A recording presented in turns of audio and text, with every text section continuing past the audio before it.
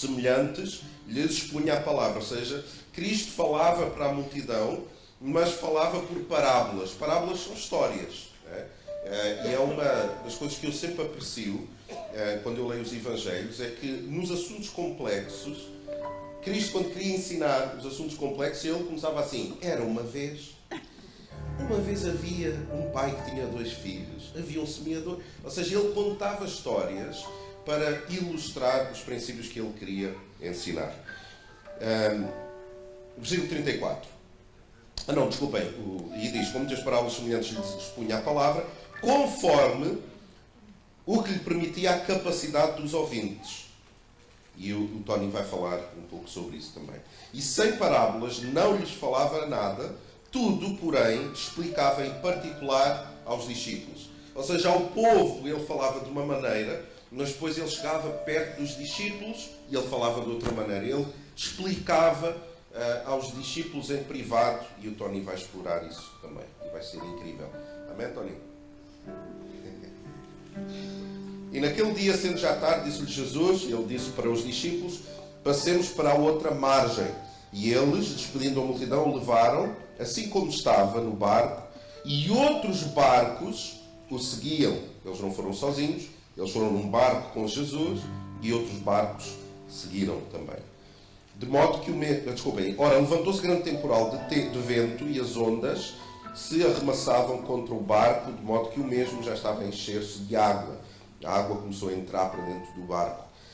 E Jesus, que estava na popa, dormindo sobre o travesseiro, e eles o despertaram e disseram: Mestre, não te importa que pereçamos? Ou seja, Mestre, nós vamos morrer, e tu não queres saber. E ele, despertando, repreendeu o vento e disse ao mar: acalma-te, fica em silêncio ou emudece. O vento se aquietou e fez grande bonança. Então lhes disse: porque sois assim tão tímidos? Porque é que ainda não tendes fé? E eles, possuídos de grande temor, e aqui temor é medo, não é apenas respeito, reverência, eles tiveram medo, porque eles viram alguém cujas tempestades, a natureza obedecia a um homem, e eles tiveram medo. Não é só eles passaram a ter respeito, não, eles tiveram medo.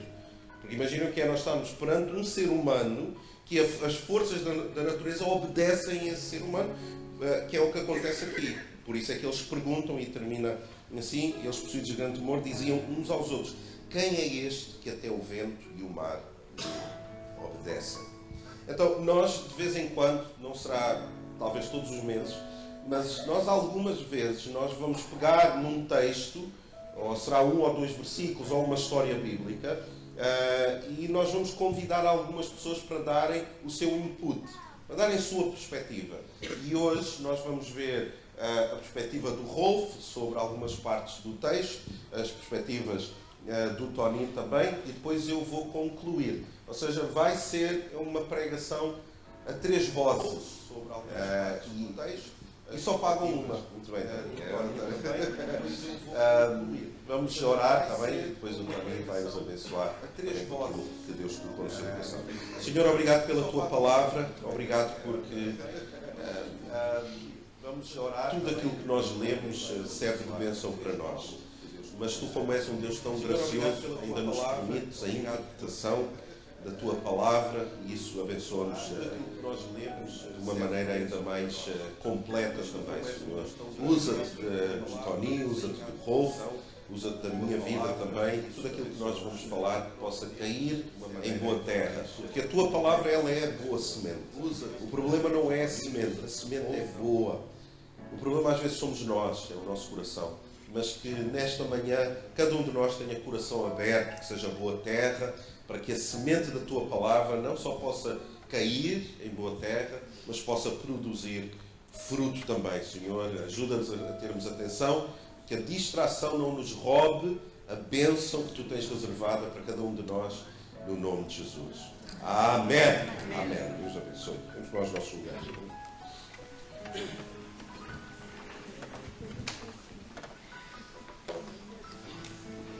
Bom dia, igreja, paz seja convosco. Como foi dito em Marcos 4, que Jesus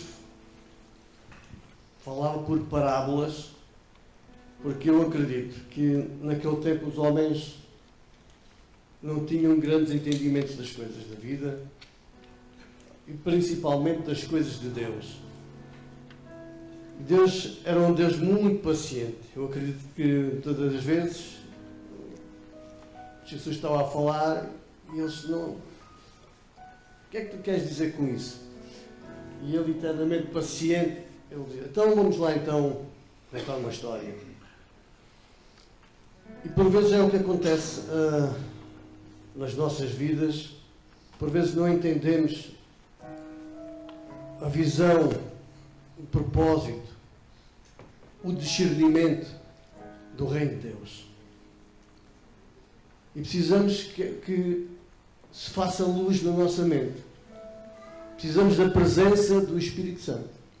Que Ele nos possa buscar e dizer, olha, isto é para ti. Olha, isto é falado à igreja. E nós precisamos de ouvir isto. E eu acredito que Deus tem um propósito, Deus tem o seu propósito, e conhecemos qual é o propósito de Deus para a igreja, é que seja uma igreja vencedora, uma igreja coberta pelo sangue de Cristo. E como Jesus falava por parábolas, hoje não precisamos de parábolas, precisamos de entendimento. E por vezes o nosso entendimento não chega lá. É lento, temos dificuldade em perceber, mas como Deus é um Deus que amoroso e paciente, Deus respeita o movimento da nossa mente,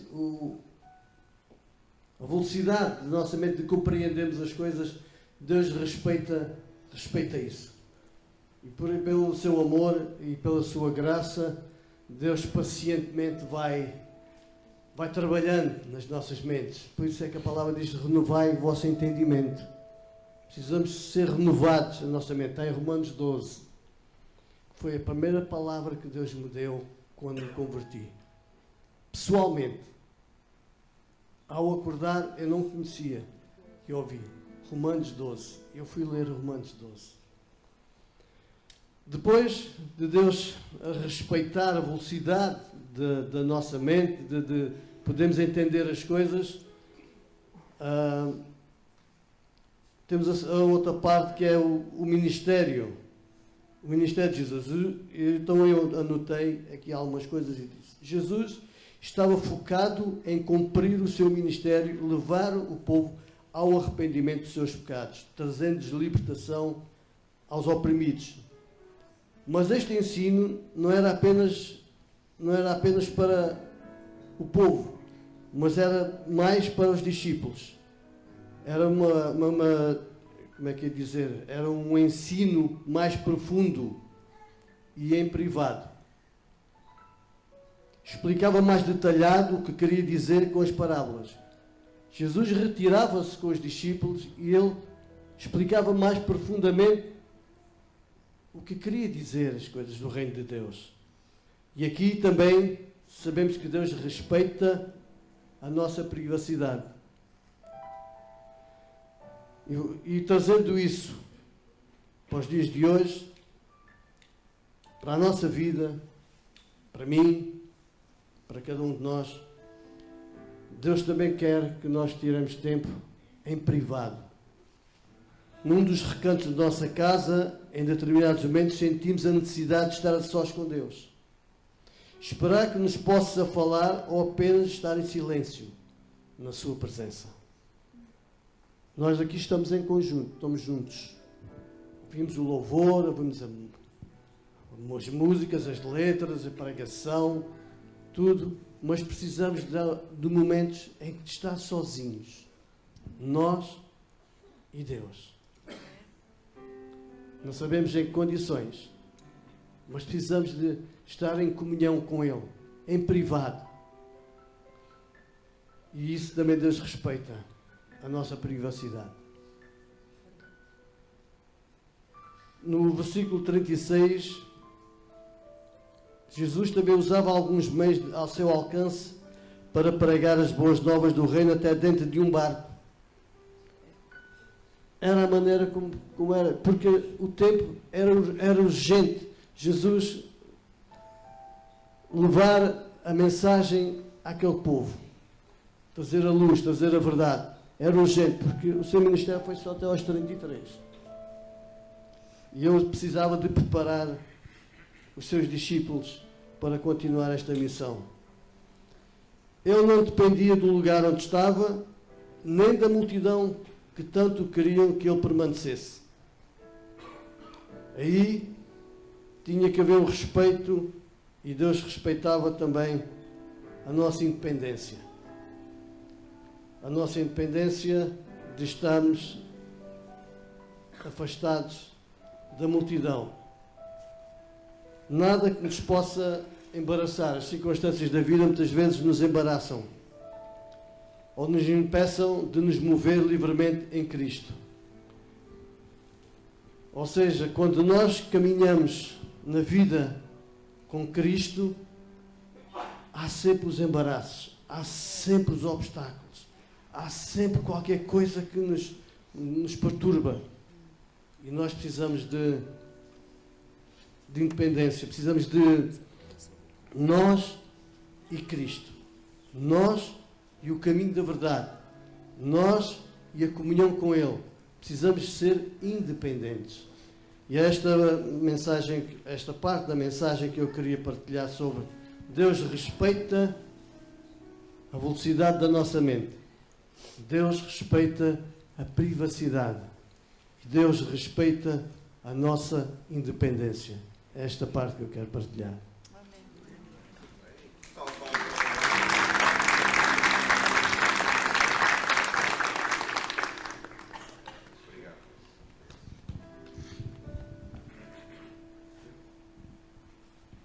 Bom dia. Então, e os versículos estão a continuar, não é?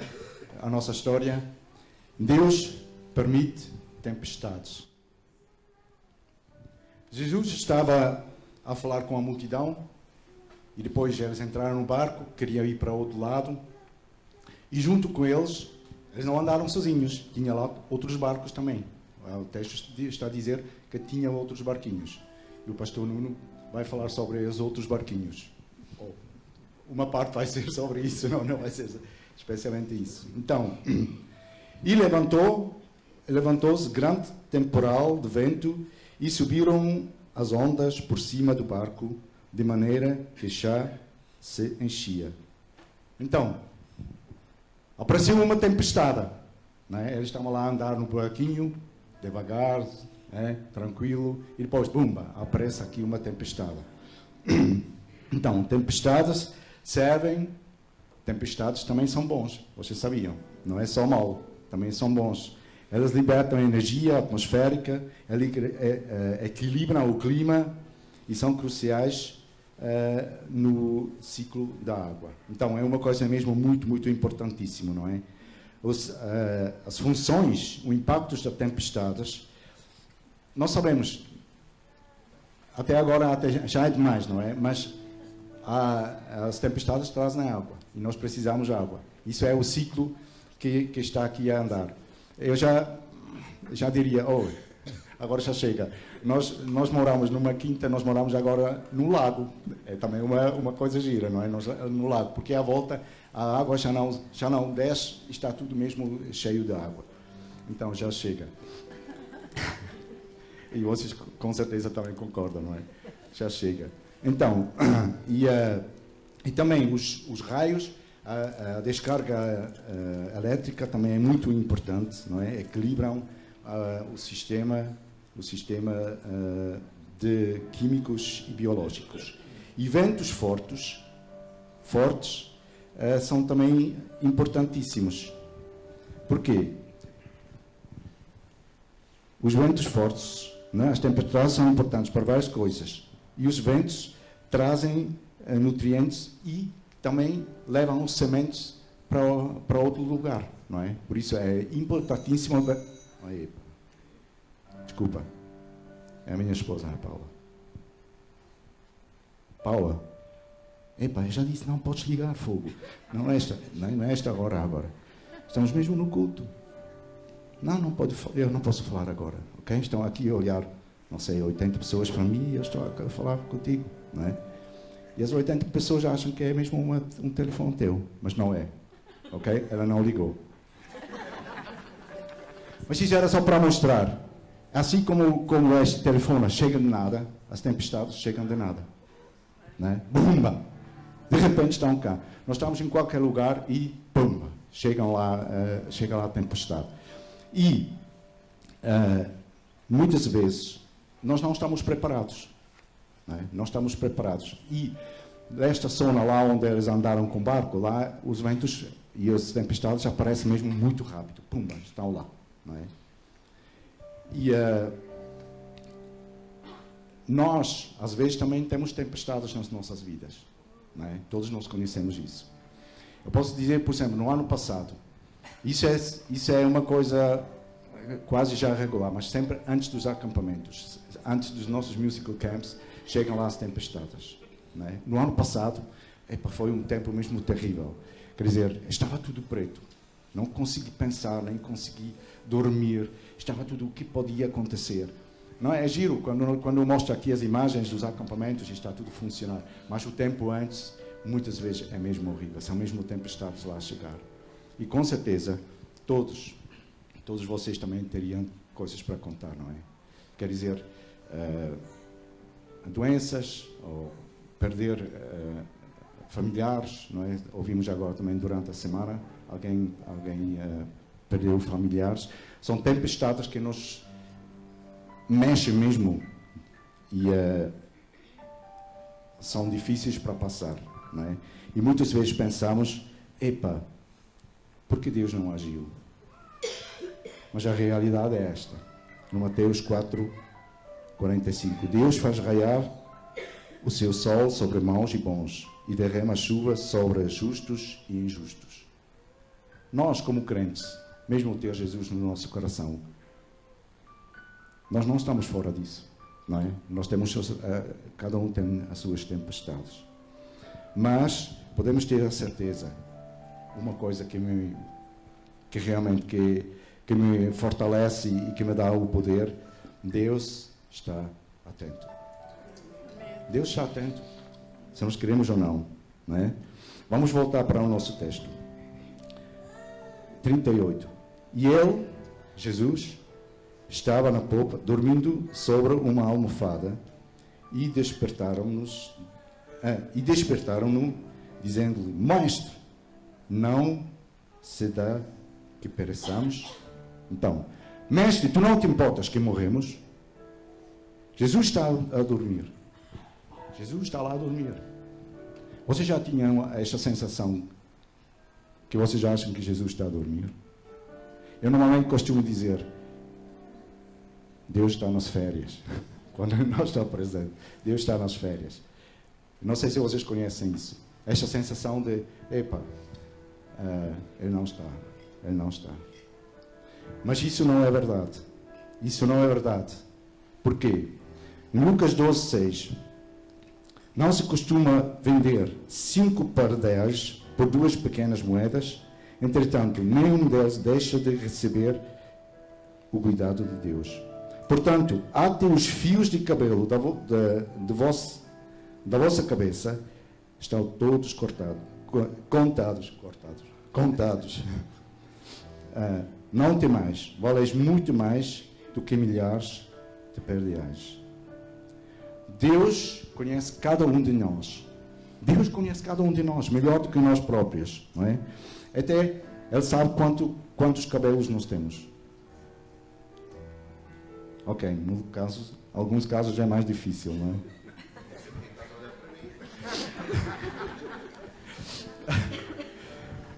Em média, as pessoas têm entre 100 mil e 150 mil cabelos. Ok? E também depende um pouco a diferença de cor. Os loiros normalmente têm lá mais perto de 150 mil. Os ruivos têm 80, 90 mil. E os com cabelo escuro, preto, têm perto lá de 100 mil cabelos. É uma coisa impressionante, não é? E Deus sabe quantos nós temos. Deus sabe cada cabelo que nós temos na nossa cabeça. Isso não é uma coisa incrível? Deus não é maravilhoso? Fogo, isso é mesmo uma coisa impressionante, não é? E muitas vezes achamos que Deus não se preocupa com os nossos problemas, que até não se preocupa com as nossas tempestades, mas Ele nos conhece. Até o número de cabelo, Ele sabe, não é? O que os discípulos fizeram com os problemas deles? Eles foram com Jesus. Eles foram acordar Jesus, não é? Agora, a nossa questão é, o que nós fazemos nós? Para onde nós vamos com as nossas tempestades? Vamos para Jesus? Vamos para Deus? Nós temos de ir para o lugar com as nossas preocupações. E só há um lugar. E este é Jesus. Nós temos de ir para Jesus. E nós podemos ter toda a certeza que Deus está atento.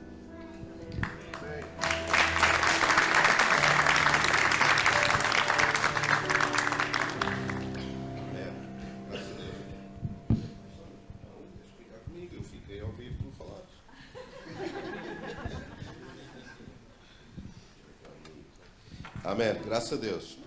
Então, não é interessante que o mesmo texto, é a mesma história, ainda que nós tenhamos começado um pouco mais anteriormente da história do evento da tempestade, mas é interessante como é que há várias perspectivas, esta ideia de que Deus ele respeita a nossa velocidade, a maneira como nós olhamos, perspectivamos, pensamos a vida, e Deus não exige de nós coisas que nós não consigamos chegar lá. Deus não exige coisas de nós que nós não tenhamos. Então, Deus não exige de nós uma fé que nós não tenhamos. Deus não exige de nós uma maturidade que nós ainda não tenhamos alcançado. Então, isto que o Tony partilhou é de veras interessante. Esta ideia também que é nos momentos privados, é nos momentos particulares que as grandes revelações vêm até nós.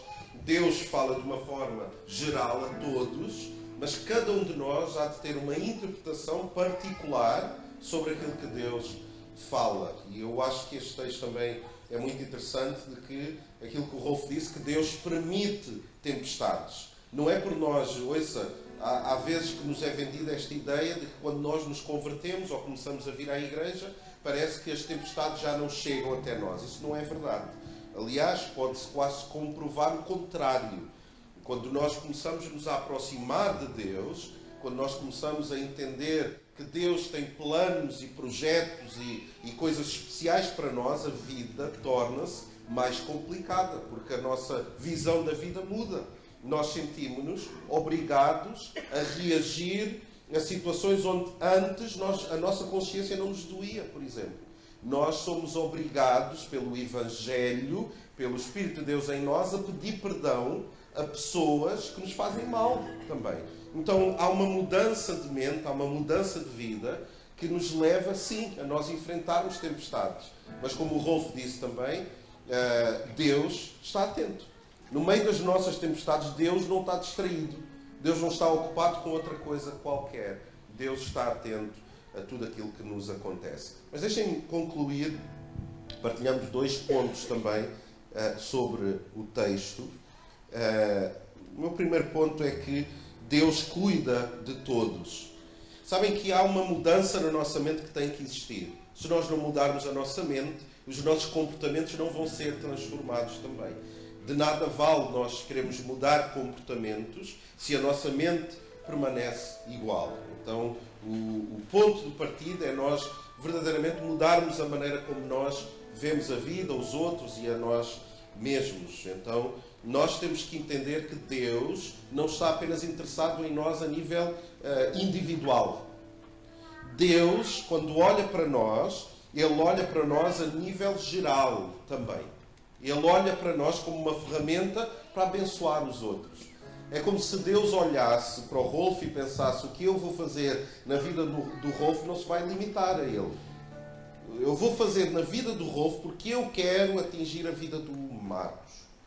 Eu vou fazer na vida do Rolf porque eu quero que todos percebam o que eu posso fazer na vida dele e inspirar os outros a procurarem mudança também. Essa é a ideia que Deus tem para nós.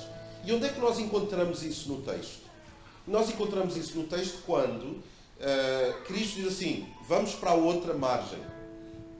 É Cristo que disse, nós vamos para a outra margem. E não é interessante isto também? Que eles obedeceram ao que Deus disse. Cristo disse assim, nós vamos para a outra margem. E eles, ao irem para a outra margem, o que é que eles encontraram? A meio do caminho da outra margem, o quê? A tempestade. Então como é que é possível? Eu estou a ser obediente a Deus, eu estou a fazer o que Deus disse para eu fazer, e a meio do caminho, enquanto eu estou a ser obediente, surge uma tempestade. E imediatamente nós podemos pensar, se surgiu uma tempestade é porque eu estou a fazer alguma coisa de errado. Se surgiu uma tempestade é porque eu errei e fui desobediente. Não. O facto de nós sermos obedientes não impede as tempestades de chegarem até nós. Mas é curioso que quando eles vão atravessar a outra margem, como o Rolf também nos lembrou, houve outros barcos que foram também. Ou seja, os outros barcos, ouçam com atenção isto, os outros barcos foram atrás do barco onde estava Cristo. E vocês acham que os outros barcos sofreram ou não com a mesma tempestade? Ou foi só uma tempestade local ali para aquele barco? Era bizarro se fosse assim. Eles olharem para os lados e dizem, espera aí. Mas há vezes que é assim quase na nossa vida. Eu não sei se já passaram por isso. Parece que, mas espera aí, ninguém está a sofrer isto. Sou eu. Parece que a tempestade centralizou-se em nós. Mas não. Os outros barcos sofreram com a tempestade também. Mas o que muito alegra e anima a minha alma é o seguinte. Os outros barcos, passaram pela tempestade também. Mas quando Cristo manda calar a tempestade, não foi só aquele barco que usufruiu da bênção de que a tempestade parou. Os outros barcos também. Deus, Ele cuida de todos. Então a bênção é nós sabermos que o que nos acontece não nos acontece apenas a nós. Há outras pessoas que estão no meio de tempestades. Mas não é interessante nós pensarmos deste modo. Quando Deus manda calar a tempestade na minha vida, os outros à minha volta vão ser abençoados também. Por isso é que quando nós nos sentimos sozinhos, no meio das tempestades, no meio das coisas difíceis, lembre-se de partilhar as suas dificuldades. Ouça isto mesmo de coração. Lembre-se de partilhar com os outros as suas dificuldades, mas lembre-se também de partilhar com os outros quando as coisas correm bem. Porque eu não sei se já aconteceu com os irmãos, comigo acontece muito. Há pessoas que mandam mensagens e vão para alguns, não todos, mas há uns que vão para o Facebook e é tudo que é desabafos. Só que depois não me fazem a mim participante das coisas que estão a correr bem. Pastor, ora, este meu familiar está doente. E o que é que nós fazemos? Nós oramos. Pastor, estou desempregado. E nós oramos. Mas quando há coisas boas, já viram que nós somos mais rápidos em partilhar o quê? Notícias boas ou más? Más. Se nós, por exemplo, estivermos a ver um noticiário e o jornalista chega e diz bem, temos uma notícia super importante aqui, as tempestades em Portugal estão a ser um ponto positivo para a agricultura. Nós, agora se disser assim, bem, estamos aqui e Portugal está a sofrer com tempestades nunca antes vistas, nos últimos 10 anos nunca aconteceu. Nós, realmente que tragédia. Ou seja, nós damos mais importância a tudo o que é negativo. Sabem, na sexta-feira, no tempo do Senado, nós estávamos juntos, eu estava a partilhar uma estatística que uma universidade fez, que falava sobre os pensamentos. O ser humano, em média, tem por dia, cerca de 40 mil pensamentos. 40 mil pensamentos, dos quais 80% são pensamentos negativos. 80%. E outra. E 90% dos 40 mil pensamentos que nós temos são pensamentos repetitivos ou repetidos do dia anterior. Ou seja, a nossa cabeça é como uma esponja e parece que é tão indisciplinada que apanha os pensamentos negativos. Mas, se nós tentarmos substituir esses pensamentos, essa metanoia, por pensamentos positivos, o que vai haver aqui é uma repetição de coisas boas. Se nós, durante a semana, nos estivermos a focar no que realmente aconteceu de bom, a nossa vida começa a mudar, porque a nossa perspectiva começa a mudar. Então lembra-te que Deus não está apenas interessado em te abençoar a ti, Ele está interessado em abençoar-te a ti para abençoar os outros todos. E os irmãos sabem disso. Eu, por exemplo, a minha casa, eu vivi num lar saudável, se é que isso existe, um lar saudável, pronto, tinha lá as suas coisas. Mas uma coisa que eu às vezes sentia era o seguinte: a minha mãe trabalhava em casa, era doméstica. As pessoas diziam assim: ah não, ela não trabalha, é doméstica. Pois, é porque não sabes o que é criar filhos e tomar conta da casa, essas coisas. Ela trabalhava, era doméstica. Mas eu lembro-me que quem definia um pouco o ambiente da casa era o meu pai. Por exemplo, quando o meu pai chegava, às vezes chegava um bocado mais tarde do trabalho, se ele vinha bem disposto, todo o ambiente em casa era bom. Era bênção, porreiro. Se ele vinha mal disposto, também esquece. Era do tipo, não incomodes o pai agora, não fales, deixa o pai ver um noticiário em silêncio, deixa não sei o quê, não chateies agora, não fales. Vejam o poder que tem o estado de espírito de alguém mediante a família. Só que hoje em dia o que nós nos apercebemos é que não é apenas o pai que define o ambiente em casa, é a mãe também. Se a mãe estiver bem disposta, alegre, de uma forma positiva a ver a vida, tudo o que acontece em casa muda. Há um ambiente bom, há um ambiente que é construtivo. Agora, se a mulher está toda para baixo, pessimista, chega à casa, começa a criticar tudo e todos, porque o marido não lavou a louça, porque está lá um bocadinho, não sei o que. Pois é, eu não estou a dizer que acontece. Só estamos a imaginar. Um homem esforçou-se, a mulher chega à casa, consegue encontrar uma coisinha que está suja. Então tu não arrumaste a casa, só esforça-se, mas não é o nosso forte. Mas, então, há a possibilidade de nós abençoarmos os outros a partir do nosso estado de espírito. E número 2, e último ponto, é que no final, Cristo chama a atenção dos discípulos e ele pergunta assim: por que sois tão tímidos? Tu consegues colocar o versículo 40? Yuri, eu não sei se tem, senão eu leio aqui. Ele diz assim: no meio da tempestade, eles vão acordar Cristo manda calar a tempestade, e ele diz, e disse-lhes: por que sois tão tímidos? Ainda não tendes fé? Há duas possibilidades sobre o que é que Cristo está a falar. Eles não tinham fé relativamente ao quê? O que é que vocês acham? Não é retórica. O que é que os irmãos acham? Não tinham fé sobre o quê? O que é que acham? Eu vou aproveitar para beber água. No poder de Deus. Sim. Mais. Sobre Cristo. Ok. Mais. Quando Jesus está a perguntar: ainda não têm fé? Por que vocês são tão tímidos? Ele estava a referir-se ao quê?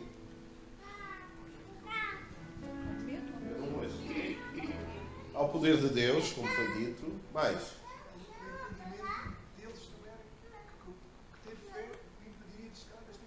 Pode ser. É mais profundo ainda, sim, pode ser. Muito bem. Mais. Os irmãos acham que Cristo estava a falar? Quando eles: vocês não têm fé ainda? Era o quê? Há várias perspectivas. Eles não sabiam libertar-se do medo de ver a tempestade. O medo de ver a tempestade. Cristo podia estar a criticar o facto desta percepção. Vocês não percebem que onde eu estou, vocês estão seguros? Vocês não percebem que eu estando no barco, mesmo que eu esteja a dormir, vocês estão seguros? Pode ser. Ou outra, é que os próprios discípulos, tendo fé, poderiam eles mesmos mandar calar a tempestade. Porque a nossa fé faz mover o quê? Montanhas. Mas a nossa falta de fé cria montanhas. Se a minha fé, se for pequena como um grão de mostarda, consegue comandar uma montanha para sair de um lugar e ir para o outro, a minha falta de fé, que seja assim, eu tenho um bocadinho de falta de fé, pois a tua falta de fé pode criar montanhas onde elas não existiam. E esse é o poder da nossa fé. Nós podemos criar situações e podemos criar más situações. Mas quando ele fala aqui sobre a fé, é porque Deus aprecia a nossa fé em ação. E esta é a minha conclusão sobre tudo aquilo que nós falamos, é isto. A nossa fé deve ser prática.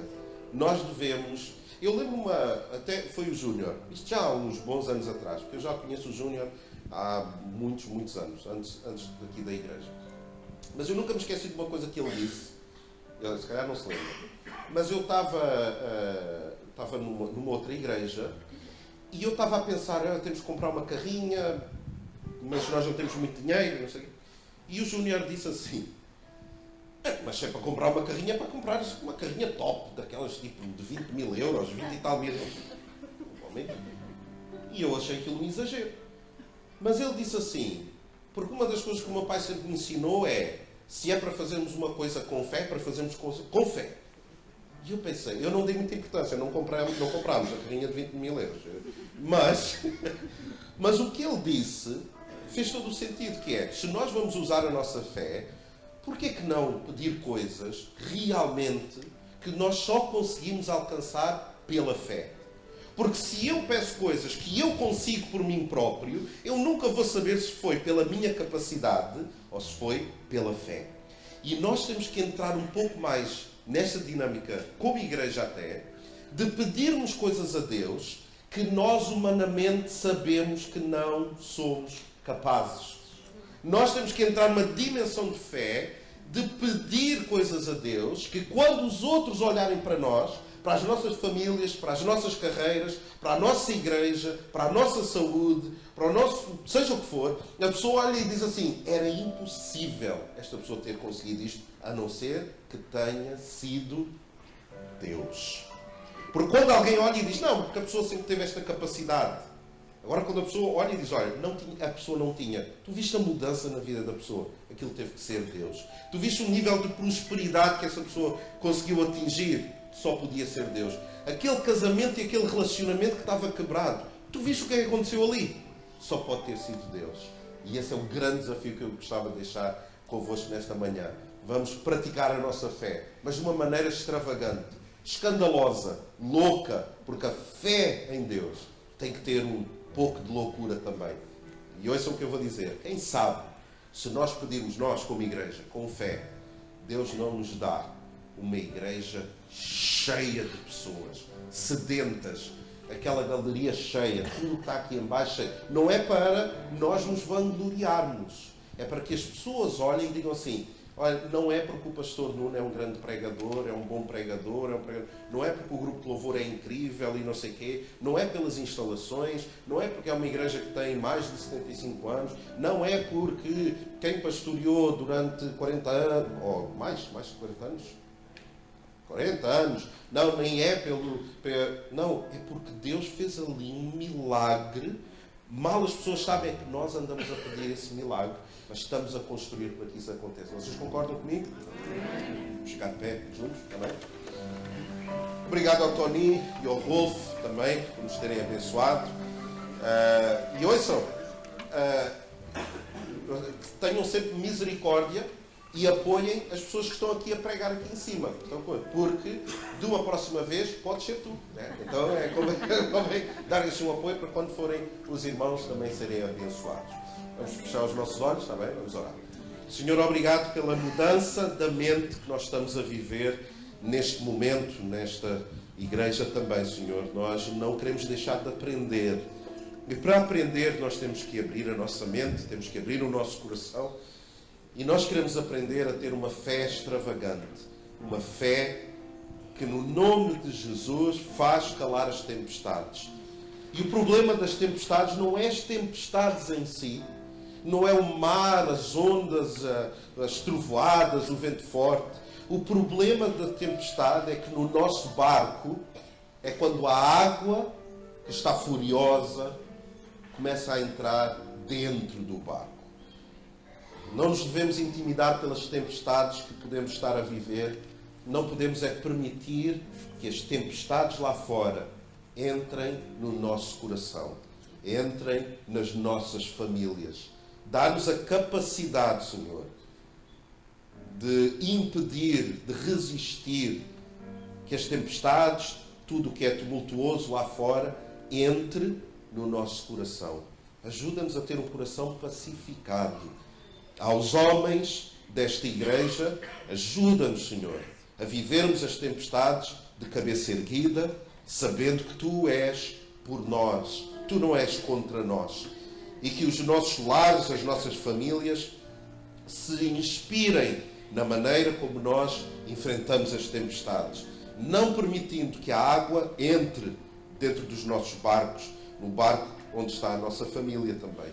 As mulheres desta casa, as nossas queridas irmãs, ajuda-as também, Senhor, a serem um ponto de equilíbrio e que também não permitam que o seu estado emocional seja perturbado por qualquer tempestade. Nós reconhecemos as tempestades, mas o nosso barco está em paz, porque no nosso barco está Jesus.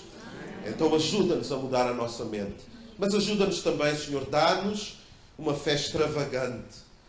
Que a Igreja do Jubileu seja conhecida como uma igreja com pessoas de uma fé extravagante, crendo que Deus pode fazer muito além daquilo que nós pedimos ou sequer imaginamos. E abençoa-nos o resto deste domingo com tudo aquilo que nós ouvimos e declaramos no nome de Jesus. Amém.